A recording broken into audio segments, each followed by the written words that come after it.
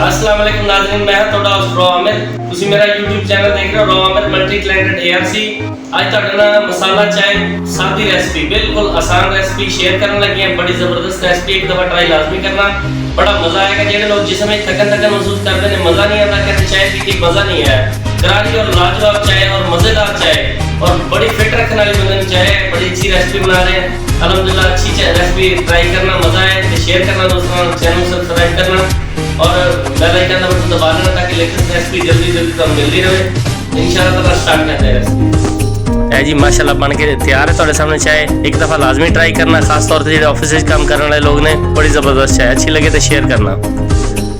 3 अदद इलायची, 3 अदद लौंग, 1 पत्ती का चम्मच बड़ा, 2 चीनी के चम्मच, 2 कप का मसाला है। तो पराता मसाले का बनानी शुरू करते हैं। सब तो पहले मसाला जाता सी पा के थोड़ा जिहा उन्होंने मैल्ट करांगे आंच से, मीडियम आंच से, ताकि कलर अच्छा निकलेगा।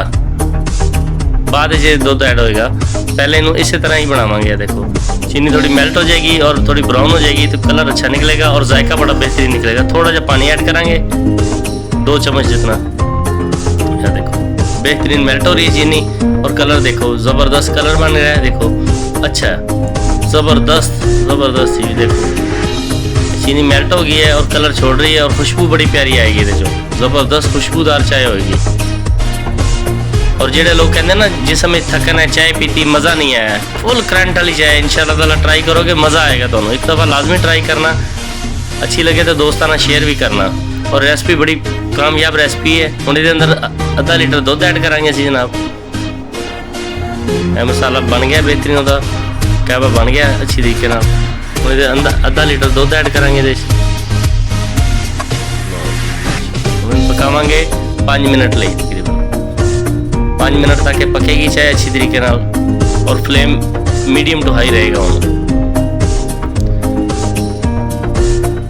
देखो बाल आना शुरू हो गया चाय से, कलर भी माशाल्लाह तुम्हारे सामने कलरफुल चाय लिए ये मसाला है। अच्छी कलरफुल चाय बनेगी। देखो ज़बरदस्त माशाल्लाह जी माशाल्लाह, प्यारी चाय बन रही है, खुशबू बड़ी प्यारी आ रही है ज़बरदस्त।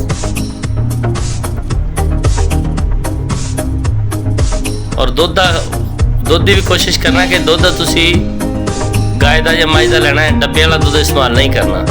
खुले दुध से ज़्यादा अच्छी बनती है। फुल फैट दुध होएगा तो जितनी अच्छा दुध होएगा उतनी अच्छी चाय बनेगी। है देखो माशाल्लाह तुम्हारे सामने पक रही है ज़बरदस्त गाढ़ी चाय, अच्छी चाय। और सब तो बड़ी गल है कि बिल्कुल पीने फ्रैश हो जाता बंदा, थकन शकन दूर हो जाती हर चीज़। ज़बरदस्त चाय बनेगी माशाल्लाह। फैन देखो माशाल्लाह, कलर देखो कलर बड़ा प्यारा आ रहा है। थोड़ा हाई आंच से बनावांगे उन्हें। देखो फ्लेम थोड़ा तेज़ किया है और थोड़े बबल बन गए अंदर ज़बरदस्त। देखो फुल पकाई हो रही है थी, फैंट दे पकानी इस तरह ही 5 मिनट। ज़बरदस्त चाय बन गई है जनाब, ज़बरदस्त ज़बरदस्त मुकम्मल हो गई है। हम थोड़े सामने सर्व कर दें चाय नू। माशाल्लाह माशाल्लाह खुशबूदार चाय तैयार है ज़बरदस्त।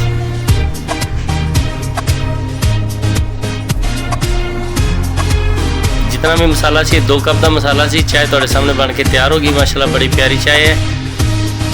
अच्छी लगे तो दोस्तों नाल शेयर करना, चैनल सब्सक्राइब करना ना भूलना, बेल आइकन का बटन दबा लेना ताकि लेटेस्ट रेसिपी जल्दी से जल्दी तुहानू मिले। चैनल देखना शुक्रिया। अल्लाह हाफिज़, मिलते एक न्यू वीडियो नाल।